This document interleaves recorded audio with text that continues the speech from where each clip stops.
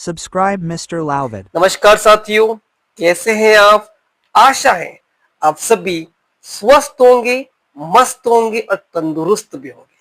आज ऐसा ही तंदुरुस्त से भरा नया टॉपिक जिसमें हम जानेंगे अंग्रेजी के दो शब्दों में भिन्नता। आइए जानते हैं वो दो शब्द कौन से हैं। पहला शब्द है इट्स विदाउट एपोस्ट्रोफी और दूसरा शब्द बीट्स हैविंग एपोस्ट्रोफी। आइए बात करते हैं पहला शब्द it's without apostrophe.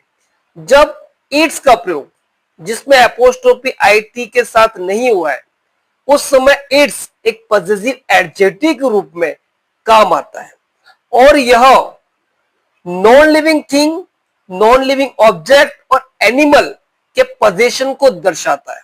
Example, the elephant used its tail trunk to drink water. Elephant अपने खुद के ट्रंक का प्रयोग करता है पानी पीने के लिए, तब हम ITS लगाएंगे। The cat is licking its tail. बिल्ली अपने खुद की पूंछ को चाट रही है। तो यहां पर खुद के अर्थ में हम इट्स का प्रयोग करते हैं, वहां एपोस्ट्रोफी नहीं आएगा। The lion is chasing its prey. Lion अपने खुद के शिकार का पीछा कर रहा है। Its prey without apostrophe ITS। अपन और भी कह सकते हैं table has its broken leg. Its table के लिए प्रयोग किया है। तो ITS without apostrophe can be used to show positive adjective, to show position of non living object, thing और animals. Second thing, ITS having apostrophe. जब ITS में apostrophe दिया हुआ होता है उस समय वो ITS न होकर के इट इज और इट हैज होगा। Example, it's sunny day. It's sunny day, it means it is sunny day.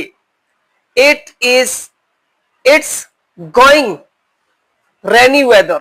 It means it is going weather. It has been a long time. It's long time. We can say it's long time. It means it's में अगर apostrophe दिया हुआ है इसका मतलब समझ सकते हैं कि वहां पर it is और it has होगा और यह पोजीशन को नहीं दर्शाता, ये इनिशियल वर्ड के रूप में आता है। It's running outside. It's a sunny day. It has been great time. It has been warm day. You can apply its and its. Yes, आशा आप समझ चुके होंगे इट्स और इट्स में difference. Don't forget to comment it. Thank you.